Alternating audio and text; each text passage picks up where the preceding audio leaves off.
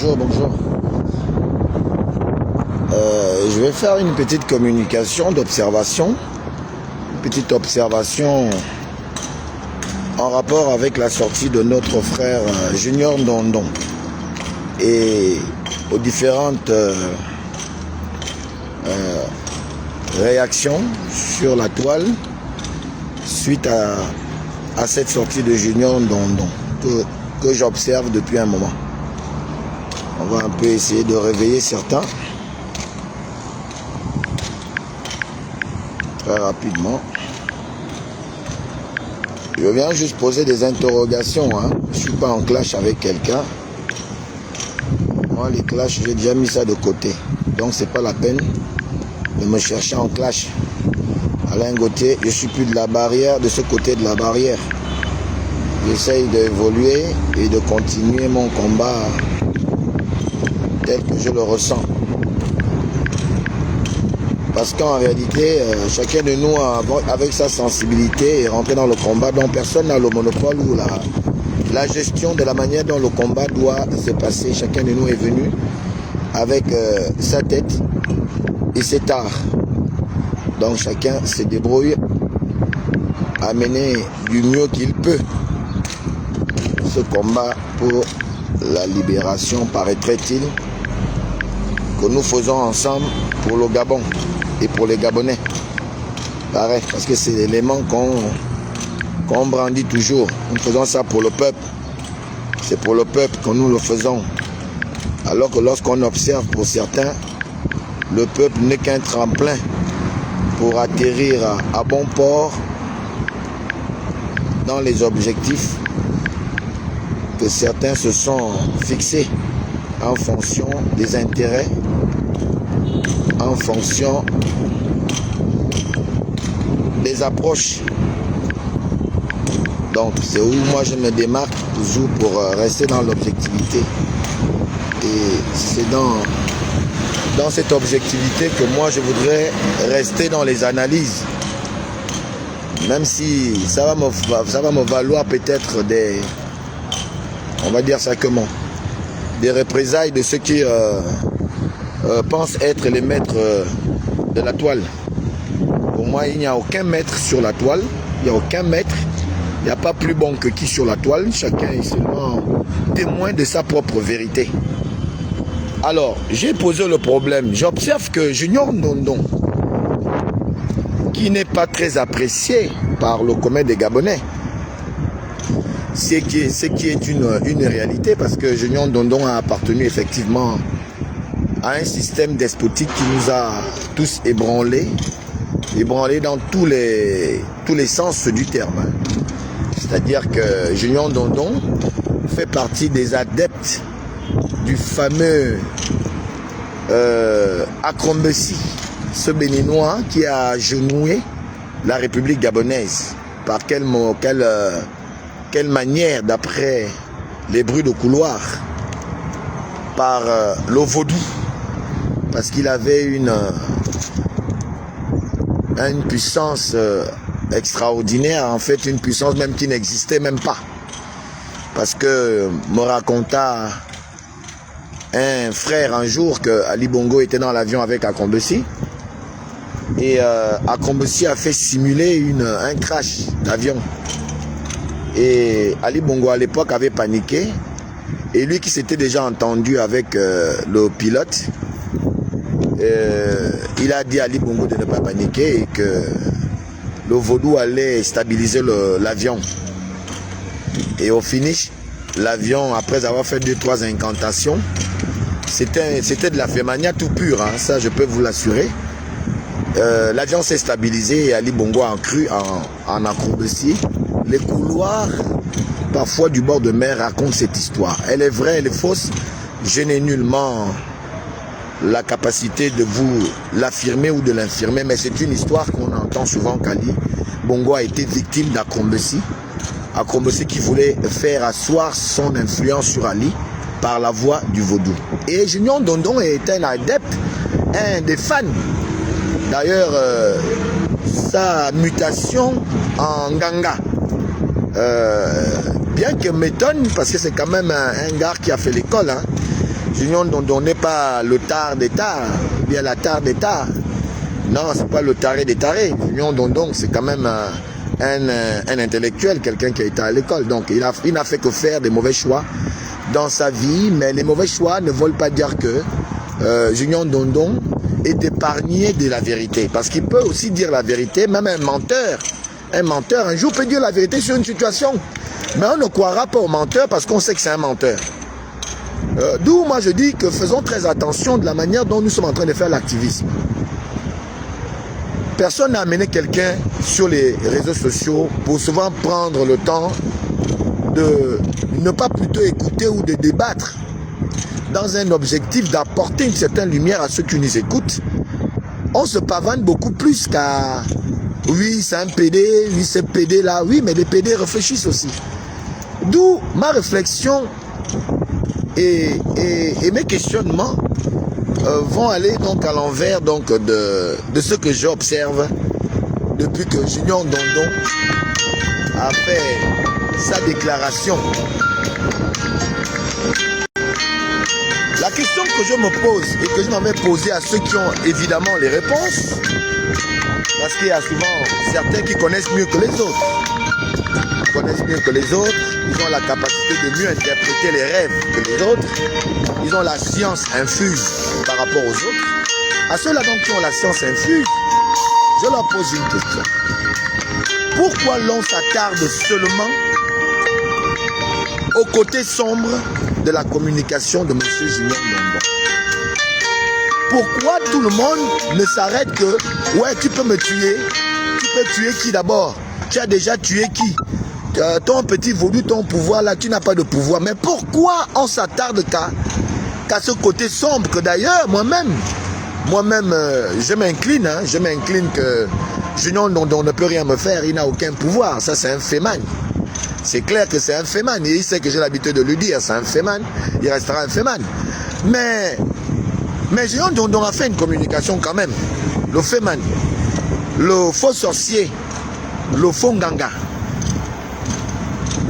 Pourquoi on ne regarde un peu pas dans sa communication ce détail qui va nous sortir sur le fameux coup d'État en gestation?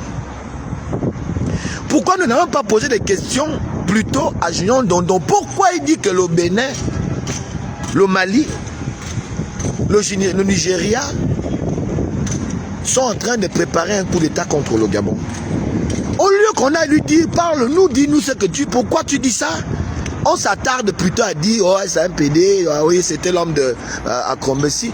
Est-ce que dans ce pays, certains activistes, en l'occurrence, mon grand frère Kamitatou Leni Dandjogo, aujourd'hui, il s'est fait appeler son excellence, hein, je ne sais même plus là maintenant, un nouveau maître, ou maître, je ne sais plus quoi.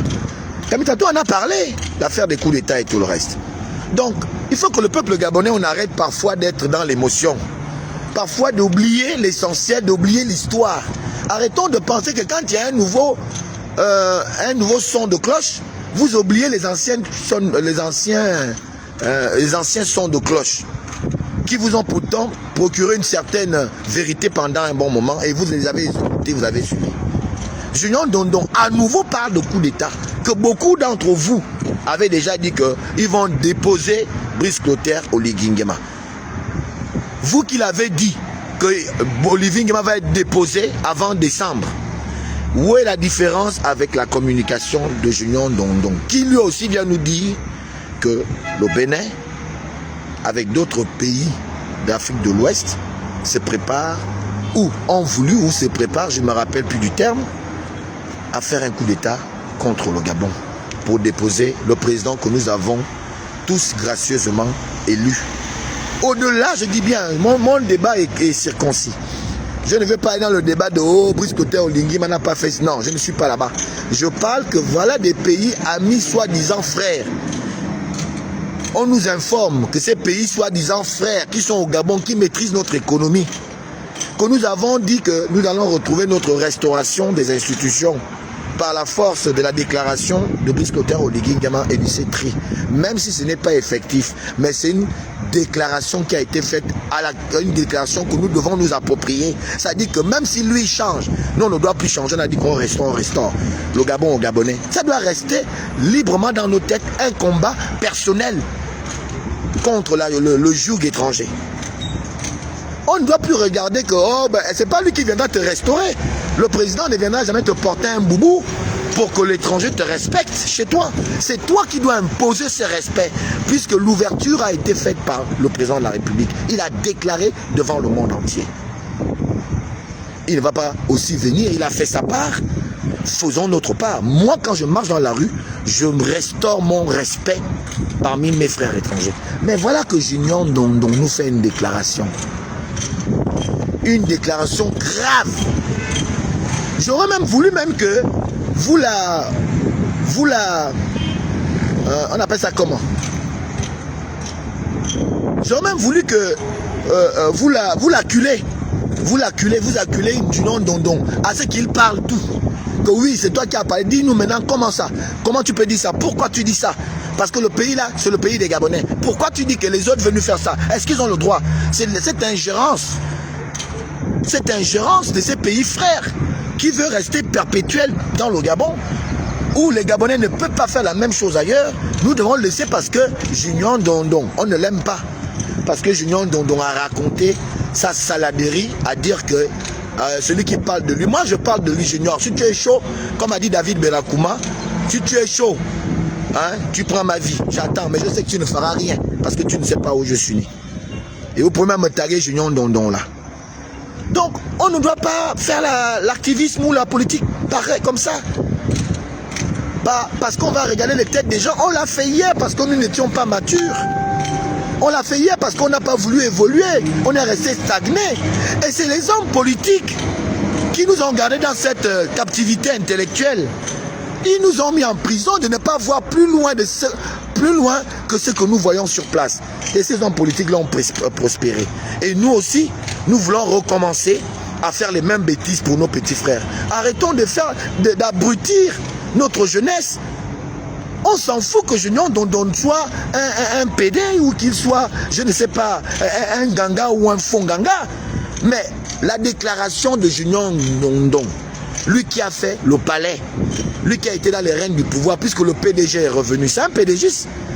Junior Ndondon, c'est un PDG, même s'ils vont tous se cacher dans l'UDB. Mais c'est pas aussi un enfant du palais. Il a certains amis, il était conseiller, chef chargé de mission du président Ali Bongo. Donc il connaît un peu la petite maison du palais. Il a aussi ses amis. Cette information qu'il vient nous donner, si ça s'avérait vrai, et que demain on nous attaque, on va dire quoi? Oh, Junior nous avait... Non les gars, arrêtons de faire cet activisme-là. Où on doit croire que c'est nous qui avons la vérité. Parce qu'entre nous là, beaucoup aussi nous mentons. Moi c'est ça qui me choque et c'est pourquoi je me suis mis à l'écart de tout le monde. Je me suis mis à l'écart parce que tout le monde pense qu'il est plus malin que tout le monde. Et tout le monde pense qu'il a le dossier ou la doc de tout le monde. Mais dans ton dossier, on l'a aussi, mon frère. Ta doc, on l'a aussi. Tu n'es pas le seul à avoir la doc des gens. Le Gabon est un petit pays. Et dans ce petit pays-là, tout le monde se connaît, tout le monde se côtoie, tout le monde se raconte des histoires. Et tu tombes sur l'histoire d'un frère, tu te dis, ah bon, il a fait ça. Ah d'accord. Donc on a tous chacun de nous l'histoire de l'autre. Mais ce n'est pas, le combat n'est pas de venir exposer les histoires des autres. Le combat pour la libération, c'est un combat d'intellectuel, spirituel. Là où nous devons, argument contre argument, démontrer que tel est bon, tel n'est pas bon. Et il faut mettre en dessous de ces arguments-là, contextualiser les thèmes. Parce que voyez-vous, je continue à vous le dire, la gestion d'un pays comme le nôtre, non, c'est-à-dire que même un génie va se perdre. Même un génie peut se perdre pour gérer le Gabon, avec tout ce que nous avons comme pléthorie de culture, comme pléthorie d'âme. Tu ne peux pas. On a façonné le Gabon à ne pas s'intéresser à l'essentiel. Et c'est toute la difficulté, même si on change au lieu d'aujourd'hui, en gros, vous-même qui parlez là, même Ondossa, si on met Ondossa là, Ondossa va se perdre. Parce que l'homme gabonais est déjà pire qu'un Camerounais. il est pire qu'un Camerounais. Même si vous mettez Ondo Salam, vous prenez même, voilà, vous avez mis il n'y a pas longtemps, il était vice-président de la République. Vous avez vu, c'est, oh non, Barreau Chambrier est un gros intellectuel. Barreau Chambrier, c'est un gros intellectuel. Alain Gauthier, tu ne peux pas parler à Barreau Chambrier. C'est quelqu'un qui était à la Banque mondiale. Il connaît les finances. Mais il vient de passer là, vice-président de la République en charge du gouvernement, ou je crois quelque chose comme ça. Qu'est-ce qui a changé? C'est le même Chambrier que vous avez dit les mérites hier.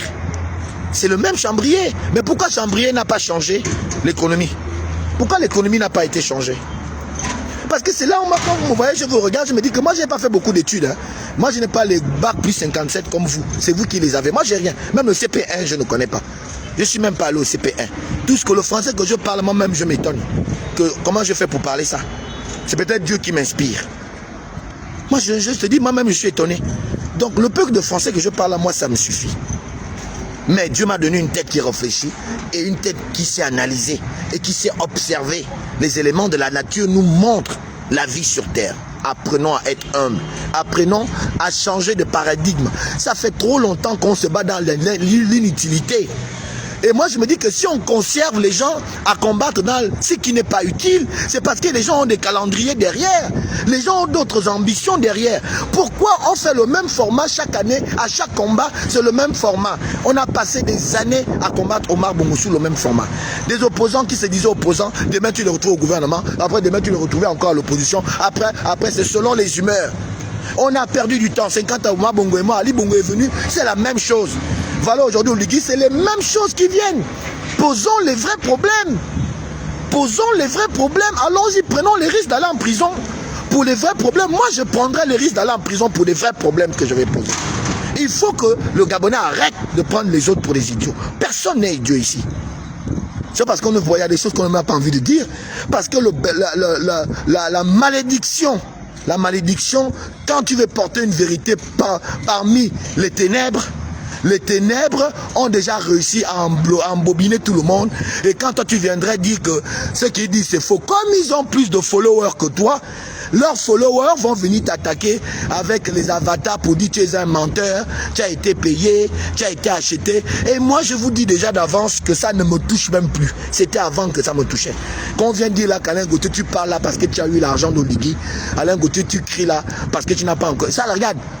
Ouf, regarde, ça ne peut plus rien me faire. Je suis immunisé. Moi, je sais que je sers d'abord Dieu. Je sers d'abord le peuple gabonais. Le peuple gabonais, on vous embarque dans n'importe quoi. Les vrais débats, on les met ça à côté parce qu'on veut vous abrutir. Et moi, j'ai dit que j'arrête d'être un abruti. Il n'y a pas un homme politique qui va me faire passer pour un abruti. Je ne suis pas un abruti. Je ne suis pas une chose qu'on utilise le matin et le soir, on jette. Je ne serai plus ce citoyen qu'on prend le matin et le soir, on le jette. Et je ne serai plus l'instrument même de certains frères de combat. J'ai juré ça. Donc, si je reviens sur les réseaux parler comme ça, c'est parce que ça me fait mal de voir comment on vous manipule, quoi. Ça dit que c'est des... Vraiment, ils sont bons dans la manipulation. Hein? Le cas, par exemple, des crimes rituels. Là, je vous assure, moi-même, je suis choqué de voir la manière que les choses sont en train d'évoluer en termes de meurtre, en termes de mort, en termes de...